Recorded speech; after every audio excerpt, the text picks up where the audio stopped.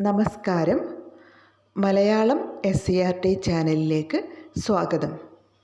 5ാം ക്ലാസ്സിലെ ഉയരങ്ങളിലേക്കൊരു യാത്ര എന്ന പാഠത്തിലെ ചില പ്രവർത്തനങ്ങളാണ് ഈ വീഡിയോയിൽ ഉൾപ്പെടുത്തിയിട്ടുള്ളത്.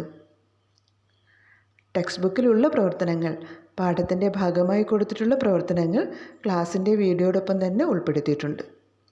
സാധാരണ ഓരോ പാഠത്തിൻ്റെയും കൂടെ ടെക്സ്റ്റ് ബുക്കിൻ്റെ ഉള്ളിൽ നിന്ന്, അതായത് പാഠത്തിൻ്റെ ഉള്ളിൽ നിന്നുള്ള ചില ചോദ്യങ്ങളും അർത്ഥം, പര്യായ പദങ്ങൾ, വിപരീത പദങ്ങൾ തുടങ്ങിയ പ്രവർത്തനങ്ങൾ കൂടി കൂട്ടിച്ചേർക്കാറുണ്ടായിരുന്നു. പഠന പ്രവർത്തനങ്ങൾ ചെയ്യുന്നതിൻ്റെ കൂടെ കൂട്ടിച്ചേർക്കാൻ വിട്ടുപോയ ചില പ്രവർത്തനങ്ങൾ മാത്രമാണ് ഈ വീഡിയോയിൽ ഉള്ളത്. ആർക്കെങ്കിലും ഉപകാരപ്പെടുന്നെങ്കിൽ ഉപകാരപ്പെട്ടോട്ടെ എന്നുള്ളത് കൊണ്ടാണ് ഈ ഒരു ചെറിയ വീഡിയോ തയ്യാറാക്കിയിട്ടുള്ളത്.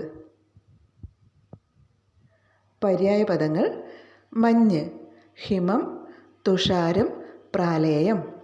മേഘം, മുകിൽ, കൊണ്ടൽ, വാരിധം. കണ്ണാടി, മുകുരം, ദർപ്പണം, മങ്കുരം. വിപരീത പദങ്ങൾ: അനായാസം, ആയാസം. കയറുക, ഇറങ്ങുക. സങ്കല്പം, യാഥാർത്ഥ്യം. അസഹ്യം, സഹ്യം.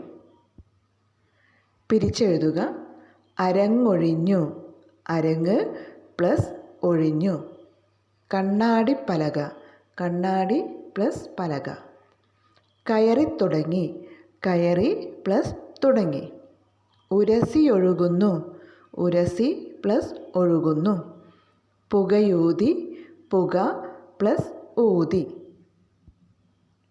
കുറച്ച് ചോദ്യങ്ങൾ.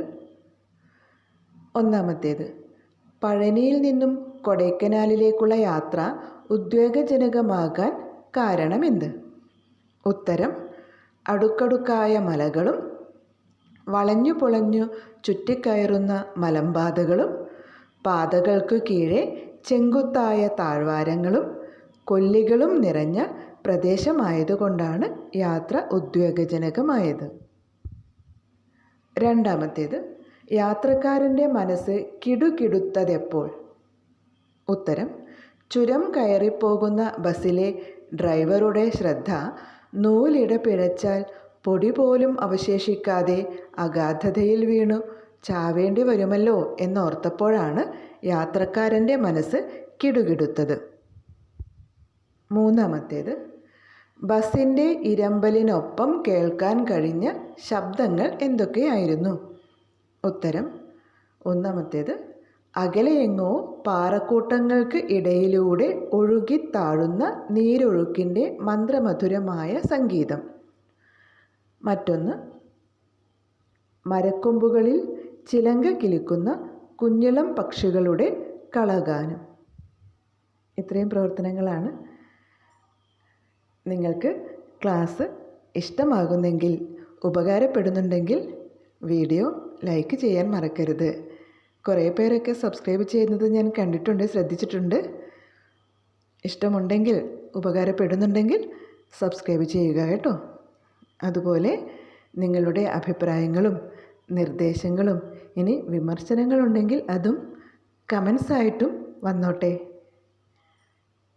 പുതിയൊരു പാഠവുമായി അടുത്ത വീഡിയോയിൽ കാണാം.